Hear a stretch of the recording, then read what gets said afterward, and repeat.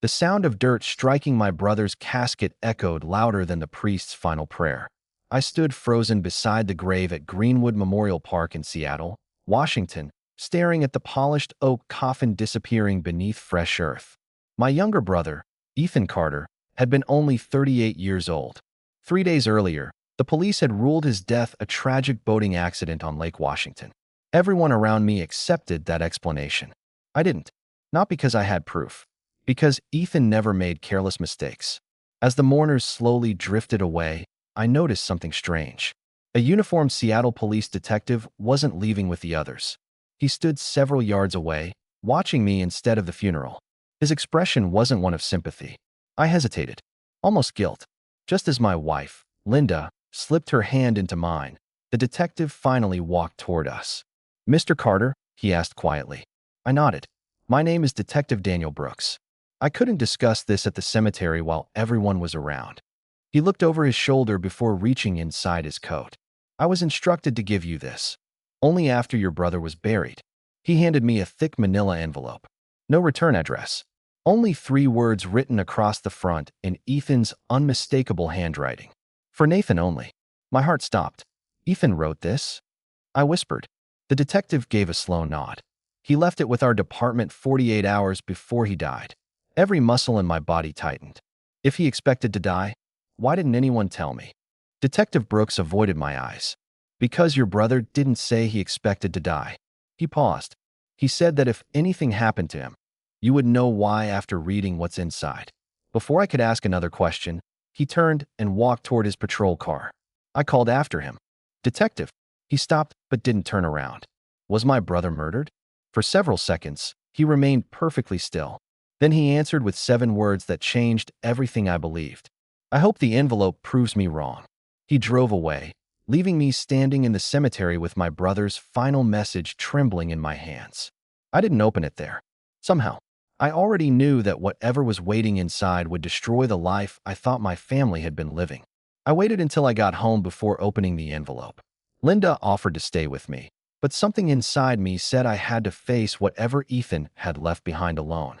I carried the envelope into my study, the same room where Ethan and I had spent countless nights watching football, arguing over old rock bands, and planning fishing trips we'd never get around to taking. My hands shook as I broke the seal. Inside were 3 items: a handwritten letter, a USB flash drive, and a folded photograph. I unfolded the picture first. It showed Ethan standing outside a brick warehouse near Seattle's industrial waterfront. Beside him was a man I had never seen before. Someone had circled the man's face with a red marker. Across the back of the photo, Ethan had written only one sentence: "If I'm dead, this man knows why." A chill ran down my spine. I immediately reached for the letter. "Nathan, if you're reading this, then something has gone terribly wrong. I know the police will probably call my death an accident, but I need you to trust me.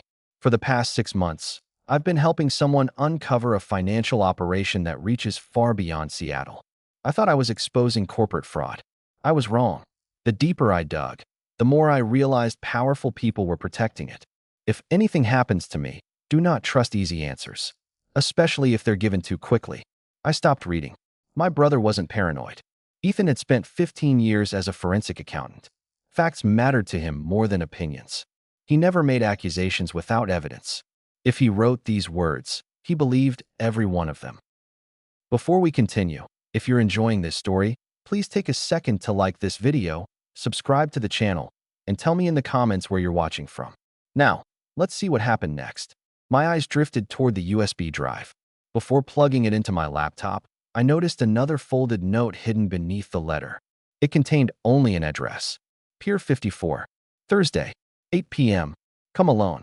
No explanation. No signature. Just those 7 words. At that exact moment, my phone rang.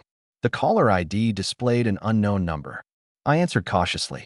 The voice on the other end spoke calmly. "Mr. Carter?" "Yes." "If you opened your brother's envelope." He paused long enough for my pulse to quicken. "Then someone already knows you have it." The line went dead. I stared at my phone in silence. For the first time since Ethan's funeral, I wasn't mourning my brother anymore. I was wondering if whoever had killed him had just started watching me. I barely slept that night. Every creak in the house sounded like footsteps. Every passing car made me glance through the curtains. By sunrise, I had made one decision. I wasn't going to the police. Not yet. Instead, I plugged Ethan's USB drive into an old laptop that wasn't connected to the internet. A single folder appeared. Insurance. Inside were dozens of spreadsheets, bank transfers, property records, and encrypted files. Most of it meant nothing to me at first, until I found a video Ethan had recorded just 2 days before he died. His face looked exhausted. "Nathan," he began. "If you're seeing this," I ran out of time. He glanced behind him before continuing. "I discovered millions of dollars moving through fake insurance claims across Washington state. The paperwork looks legitimate, but the patients either never existed or died years ago." He swallowed hard. "I've already turned copies of everything over to someone I trust." Then his expression changed. "But I made one mistake. I told someone I was getting close." The video ended abruptly. No goodbye, no explanation, only silence. I checked the file properties. The recording had been made inside Ethan's office at Harbor Financial Analytics in downtown Seattle. Who had he trusted? And who knew he was investigating them? By Thursday evening, I found myself driving toward Pier 54 exactly as the note instructed. The waterfront was nearly empty. Rain drifted across Elliott Bay while ferries crossed the dark water in the distance. At precisely 8 o'clock, a woman stepped out of a gray SUV. She looked to be in her early 50s, wearing a navy trench coat and carrying a leather briefcase. "You must be Nathan Carter." "I am. My name is Assistant U.S. Attorney Claire Bennett." She showed me her federal identification. "I worked with your brother." My heart skipped. "Ethan never mentioned you." "He wasn't allowed to." She looked around before lowering her voice. "Your brother wasn't investigating ordinary fraud. He was helping build a federal racketeering case." I felt the ground disappear beneath me. Then why wasn't he under protection? Claire's face tightened. "Because someone inside the investigation leaked his identity." Before I could respond, a black pickup truck accelerated toward us from the far end of the parking lot. Claire grabbed my arm. "Get down." The truck slammed into her SUV with a deafening crash before speeding back toward the exit. As shattered glass rained across the pavement, Claire looked straight at me. "They know you've inherited Ethan's evidence. And now, they're coming for both of us." Claire and I barely escaped before the pickup disappeared into Seattle traffic. Within 20 minutes, we were inside the FBI field office downtown. Every door required a security badge. Every hallway felt quieter than a hospital. Claire led me into a small conference room where 2 agents were already waiting. One of them introduced himself. Special Agent Marcus Reynolds. He placed a thick evidence binder on the table. "Mr. Carter, your brother became the most important civilian witness in a federal investigation." I looked at him in disbelief. "Then why is he dead?" No one answered immediately. Finally, Reynolds slid a photograph toward me. It showed the same man Ethan had circled on the back of the warehouse photo. "His name is Victor Lang. He owns several shell companies that processed fraudulent insurance claims worth over $42 million across Washington, Oregon, and California." Claire opened Ethan's USB files on the conference room monitor. Everything matched. Bank transfers, fake medical invoices, forged death certificates, offshore wire payments. Ethan had documented every transaction with incredible precision. "He knew," Reynolds said quietly. "He knew someone inside the network would eventually try to silence him." My throat tightened. "So he planned for this." Claire nodded. The envelope wasn't just a warning. It was his insurance policy. Over the next 48 hours, federal agents executed search warrants at 6 different properties. Financial records recovered from Ethan's files connected Victor Lang to multiple fraudulent companies, corrupt medical providers, and 2 accountants who had been destroying evidence for years. Then came the breakthrough. Traffic cameras near Lake Washington captured Victor Lang's SUV following Ethan's vehicle less than 30 minutes before the so-called boating accident. Combined with Ethan's digital records, the surveillance footage was enough to obtain federal arrest warrants. 3 days later, Victor Lang and 4 accomplices were arrested without incident. Investigators later confirmed what Ethan had suspected all along.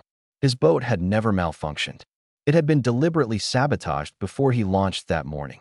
Months later, I sat quietly inside the federal courthouse as the jury returned guilty verdicts on every major charge, including conspiracy, fraud, witness tampering, and Ethan's murder.